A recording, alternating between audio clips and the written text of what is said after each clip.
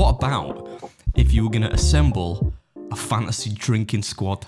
So all the lads that all lasses that you're going to go out drinking with on like your perfect night out, and a rationale for like who fits in where, why you would do it. And I said that to the gaff. I think he was going to shoot me down and say, I don't know, it's fucking dog shit, we're doing another Q&A or whatever.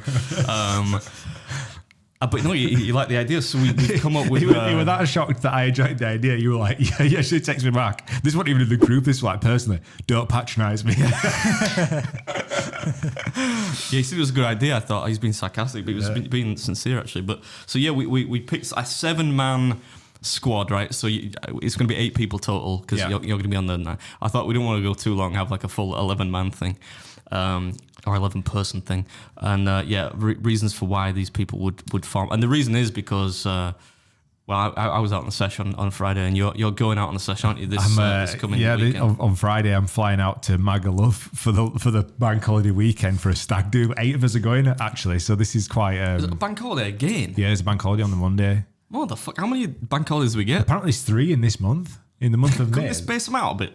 Isn't it? It's fucking. I realised once for the royal shit. Say it. Yeah, I mean, I don't know. That seems like too many. But yeah, so we're taking an 8-man squad out to Magaluf, which is quite funny. Like when we go through this, because I'll be like, who out of our group fits into these parts?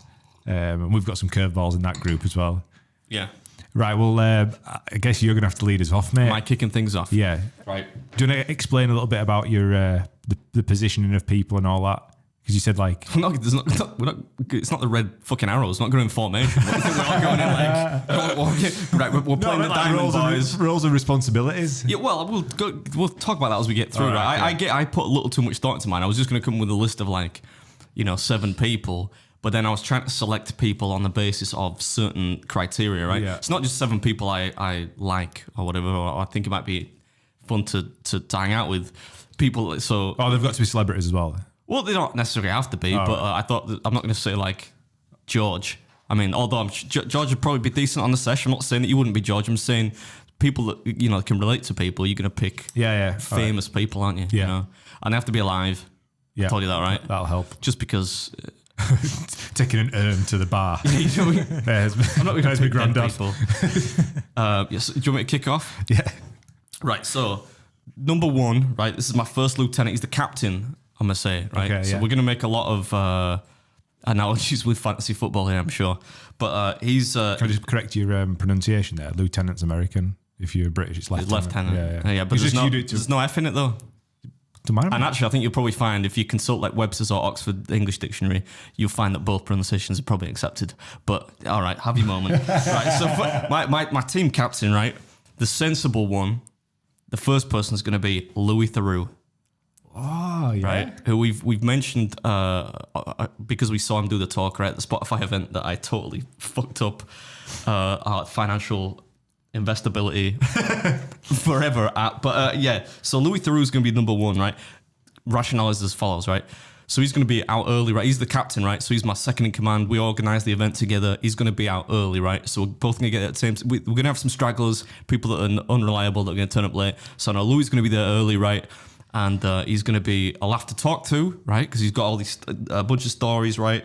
You could talk about those mad Westboro Baptist people, what it was like filming that, doing the spending time at that Miami mega jail, almost sleeping with Christine Hamilton while her husband was upstairs in one of his earlier series. He's going to have loads of cool stories to talk about before we're like full on like 7 beers deep and people just rambling about fucking nonsense, right? So that was my theory. Obviously, we'd have not a lot in common, but I feel like we've got a similar sense of humour, right? It's quite a funny lad. Yeah. Also, I think that as the night did wear on, he would become increasingly less sensible, and I think he'd be a hoot if he was absolutely battered. Yeah. I reckon he's maybe a cheeky, decent dancer, and obviously a really good documentarian, so I think he's probably going to commit to memory a lot of the things that might happen on this all-night bender, right? And maybe not document it for public viewing, right? But he'll be like, hey lads, remember when that happened? Whereas maybe other people wouldn't be quite as mentally attuned to remember things like that. Mate, that's a god tier suggestion, that, for your El Capitan. I like that. That's good, right? I'm sold on that one. I think, like you said, I think he could win them curveballs after a few drinks. Because I mean, like he won't try to get his dick out on that Louis does porn, will he? So like, I reckon he could be windmilling on dance floor. And like, can you imagine seeing him? Louis, put it away. I think he's aging quite well as well. You know, like he's not an old looking or old spirited fella, is he? I could come across as quite a grumpy old bloke sometimes, even though you said I'm not old, George. But he seems like still quite young at heart. I think he's been old since he was young. I think you've got it the wrong way around. But that must kind of, by association, that means you balance out, right? So like if you were old when you were young, then you can't get any older. So I think he's still got that kind of lustful life that whereby like if I say, listen, Louis, we're off out for a beer, obviously he wouldn't say yes in real life, but for the sake of the exercise, he'd be like, yeah, go on, let's go out for one. And that's quality, mate. That is quality. It's a good one. Yeah, I'm shocked at how good that is. Actually, I'm actually a little bit jealous. I wish I had thought of that. I thought that might have been on your list. Yeah, it's a good one. But then I thought, your list is probably just the whole cast of Jackass, right? So. Well, so I thought, right, who's the number one pick? Like, who's the first draft pick in this? The MVP. The MVP. And I thought the first one, you're gonna have to like go in big with like the life of the party. Like, who could you pick that will deliver straight away off the bat? They're probably going to turn up pissed. Like, they're going to be like on it. They probably dip out early, but they might have a couple of Red Bulls and just, liven up a bit. You never know. They're going to come back at 3 a.m. after they've already gone home. And the only person that I could think of was Jenna Moran, aka Sister Beard. My sister? Yeah, because after seeing her at the live show, I was like, she were a fucking barrel of laughs. I was like, she is like a borderline alcoholic. Yeah, I mean, she might even just be a functional alcoholic. She literally is my MVP. I can't believe she actually made it in my there. draft pick. It's a good shout though, isn't it? She's definitely a great person to have on a night out because if you want the party to keep going, she ain't letting you leave, right? If somebody's trying to leave at 3 a.m., she's like wrestling you out of the taxi by your fucking scalp and by your hair, She's going to buy you beers and totally forgot that she bought you. Yeah. She bought the last round by 7 in a row. She's going to get us on the shots by we're getting out at 6 o'clock. She's getting the shots in at 6:20. So that is probably a good one. Yeah. When you told us a story that she woke up with like pure beer fear after the live show, I was like, that is... Did I ever tell you the story about her being found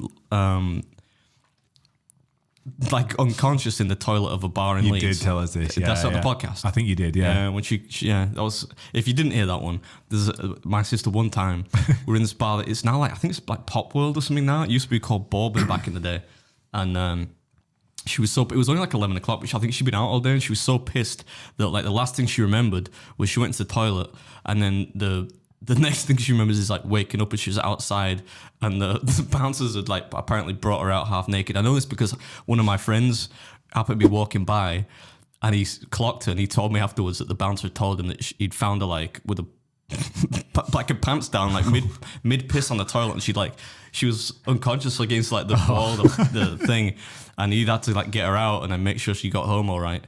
And my friend that was passing by had to give the bouncer shout out to the bouncer, whoever it was, his ID, and she had to like confirm that she knew him and whatnot.